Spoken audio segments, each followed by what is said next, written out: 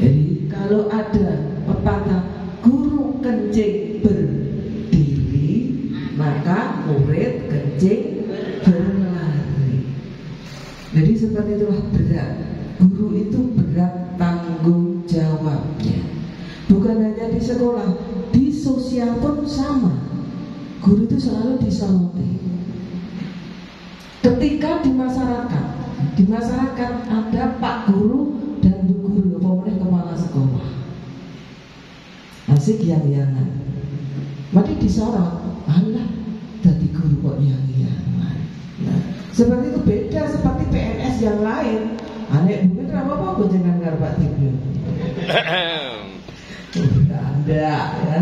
Jadi seperti itu karena guru itu berat sekali. Jadi di sekolah guru itu menjadi panutan daripada siswa. Ketika ada guru yang merokok di lingkungan sekolah, maka anak itu pun akan mulai mengikuti. Jadi jangan sampai itu terjadi. Kemudian bukan hanya itu, kemudian kebiasaan kita ketika kita di sekolah, melihat kok ada sampah dipungut. Jadi yang memungut sampah itu bukan hanya siswa, guru, kepala sekolah itu juga wajib. Ketika melihat, ya, kita sebagai panutan, tak ambil bawa ke tempat sampah. Nanti secara otomatis murid itu akan mengikuti. Jadi guru itu tugasnya ngagurnya ini. Sama saja Bu ini di kantor tugasnya ngagurnya ini. Saya yang ini bos kudu rampung, tapi saya konsekuen tak tunggoni sampai lembur sampai pagi.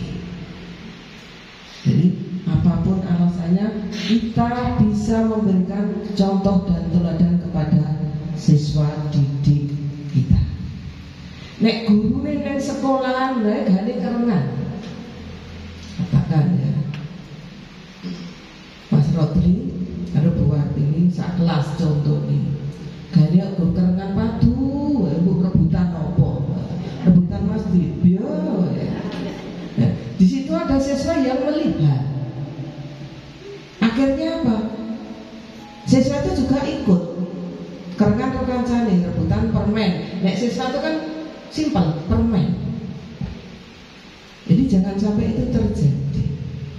Ketika penjenengan guru di sekolah punya masalah, selesaikan dengan hati dan kepala yang dingin. Cukup dirampungin di rumah makan. Yo jajan, selesaikan masalahnya, rampung. Emosi itu kan karena lapar. Tapi kalau sudah kenyang, selesai. Kita sebagai contoh, sebagai panutan, berikanlah panutan yang terbaik. Karena kita di pendidikan dasar, di TK, di PAUD. Di TK, di PAUD, gajinya sedikit, tapi pahalanya untuk masuk surga urutan yang pertama. Amin. Iya. Nah SD kan seperti itu. Nah SPK kan enggak. Ayo di alon-alon. Itu loh, makanya yang bisa di TK nih. Duduk di bangku. Tapi di SD kan sudah beda, duduk rapi. Tapi di TK di PAUD kan beda dulu. Pipis. Jadi memang kalau penjenengan itu ikhlas, insya Allah surga. Di depan sendiri urutannya. Kemudian baru di guru-guru SD, kemudian SMP, kemudian nanti dinas ini di. Oke, tulisannya. Jadi itu kita nanti kita akhir. Jadi seperti itu. Jadi kalau PIP itu pahalanya adalah surga. Jadi kalau sampai sekarang masih ada kepala sekolah muridnya eneng sing ora sekolah tidak diusulkan PIP, angel.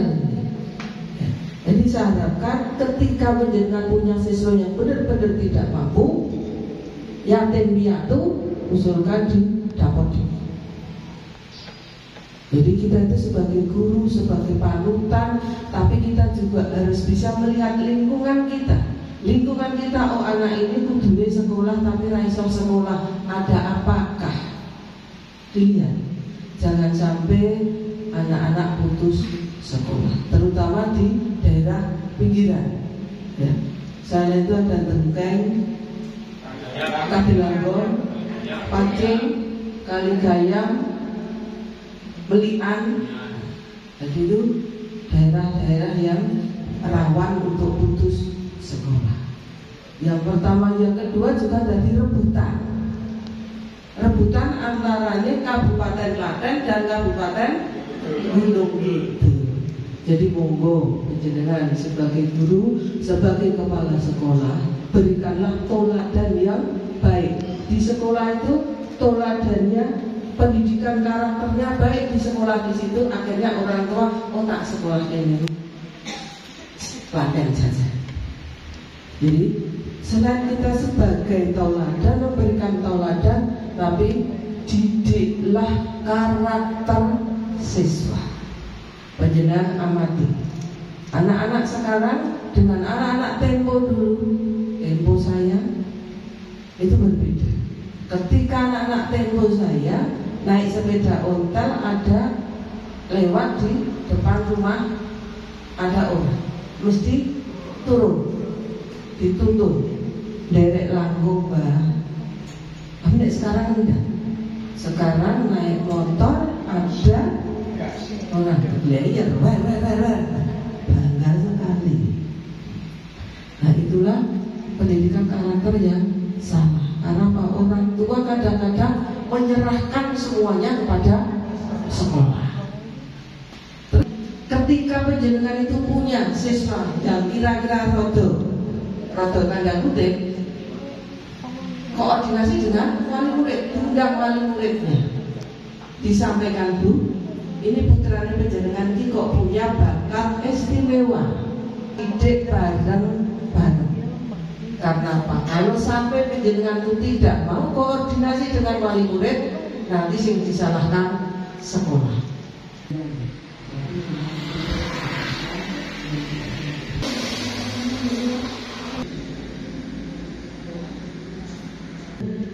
Itu sungkan. Bahasanya binaan padu yang pangapunten dengan ini kan susah, gitu kan? Dengan bahasa Jawa yang halus itu kita mau bertengkar saja susah. Sehingga monggo diusahakan setiap hari Kamis, walaupun hanya satu kalimat, diusahakan anak-anak itu untuk bisa berbahasa Jawa. Karena ketika dipanggil orang tua, Rodri, dalam Pak, itu sudah satu kata. Besoknya lagi dipanggil lagi sudah bisa. Jadi kebiasaan yang baik. Jadi itu memang kita sepele, hanya satu kata, tetapi itu adalah dampaknya luar biasa. Kan selalu bahasa Indonesia. Karena anak-anak sekarang itu bahasanya bahasa Indonesia.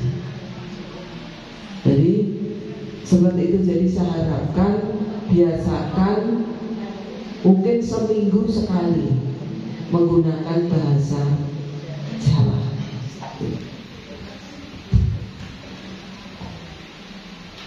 Kemudian ini perlu saya koreksi nih.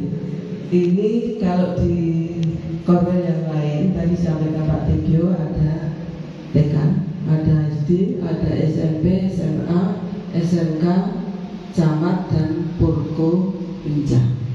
Ini ternyata tak pikir sudah mundur, ternyata kelalaian. Tidak apa-apa. Jadi untuk maju itu memang harus ada kelalaian itu tadi. Jadi sama untuk maju menjadi juara ya sama. Terus di papa hilang, nah, tidak apa-apa ya, memang kelalaian itu tadi. Jadi itu baru drag yang mesti papa kelalaian nah, itu tadi. Jadi tidak apa-apa. Jadi untuk kedepannya monggo ini hari kita undang bersama-sama Pak Lurahnya ada, sini.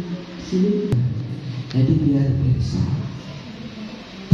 Kemudian Bapak Ibu Kepala Sekolah ini sudah mau PPDB, monggo mulai merapat ke desa, ke kepala desa. Kalau penjenengan sebagai kepala sekolah orang kenal kepala desanya, kebangetan. Iya, kebangetan. Karena pas sebagai kepala sekolah itu adalah suami istri dengan kepala desa. Ada apa-apa koordinasi. Pak nyuwun tulung, ampun ngantos sekolah kula niku muridé kelas.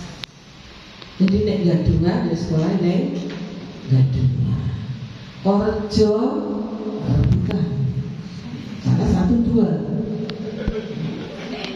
Oh, masalah. Tadi sing cedak karo kepala desanya. Jadi monggo. Karena saya pernah mendengar kepala sekolah jenengan pun kenal kan kepala desanya. Dereng Bu, astagfirullah. Gitu. Jadi kepala sekolah harus kenal merapat ke kepala desa. Juga kepada TK. TK ini kalau bisa muridnya di sekolah negeri dulu. Ojo di sekolah swasta. Kok ndak negeri teh. Dulangi Bu, dulangi. Jadi untuk TK walaupun TK-nya swasta, muridnya diharapkan nanti sekolah di SD negeri. Jangan TK swasta, sekolahnya SD swasta jangan. TK enggak, TK negeri cuma 1 di kabupaten. Nah, jadi TK swasta usahakan lulusnya nanti masuk di sekolah negeri, SD negeri. Biar kan orang mati sekolah ini. Kok nek diregupin. Jadi saya titip pada penjenengan disampaikan SD negeri itu sekarang sudah luar biasa. Jadi monggo. Jadi merapat ke sekolah, merapat ke TK. Kalau jenengan ngopeni TK, nek peknek ya dijaga, muridnya main di sekolah nek SD ini jenengan. Lah nek jenengan peknek ya gurune TK ra dijak ya ora sekolah kayak gitu Bu. Nah,